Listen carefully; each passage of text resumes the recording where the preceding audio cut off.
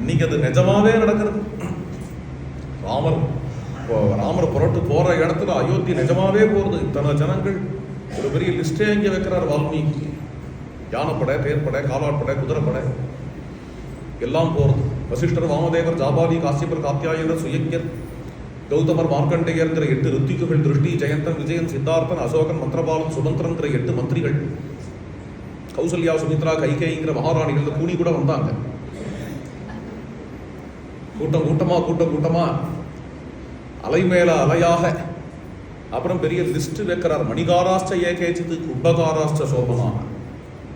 மணி வேலைப்பாடு செய்கிறவா, அதுக்கப்புறம் கும்பம் கலசங்கள்லாம் செய்கிறவா, கும்பங்கள் மண்பாண்டங்கள்லாம் செய்கிறவா, ரோககாகா வேதகாகா ததா தந்தகாராகா சுதாகாரா, யானை தந்தத்தினால பொம்மைகள்லாம் செய்கிறவா, சிற்பங்கள் செய்கிறவா, சுண்ணாம்பு பெயிண்ட் அடிக்கிறவா, அதாவது கந்தோபஜீவினா கந்தம் தூபம் போட்டு அது மூலமா அவ வாழ்க்கையை நடத்துறவா, சைலூஷாஸ்திர சகஸ்திரீவிகி எய்வு கைவர்த்தகாஸ்தா, தொம்ம குத்தாடிகள், கிராம கோஷ மகத்தரா, சேரியில வாழக்கூடிய ஜனங்கள்,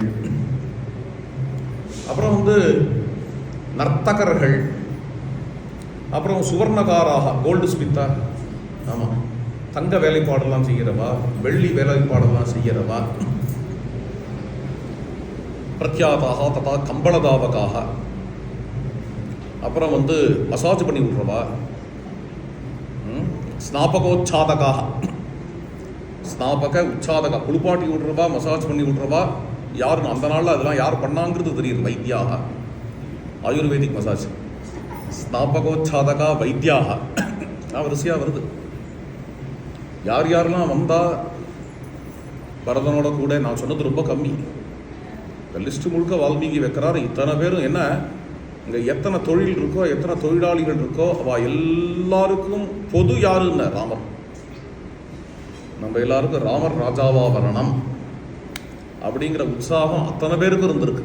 எல்லாருமா சேர்ந்து கிளம்பி அவள் தான் இந்த தொழில், இந்த இது எல்லாத்தையும் மறந்து அவரவர்கள் எல்லாருக்கும் இப்போ ஒன்று தான் லட்சியம், ஞாபகம் என்னென்ன, ராமருங்கிறது தான் ஞாபகம் இருக்கிறதுனால ஒருத்தர் ஆலிங்கனம் பண்ணிட்டு குதிச்சுட்டு போனாலும். பரிஷ்வசானாக அந்யோன்யம் யயுகு நாகரிகா ஜனாக மேகசியாமம் மகாபாகும் ஸ்திரசத்துவம் ஜிதேந்திரியம்.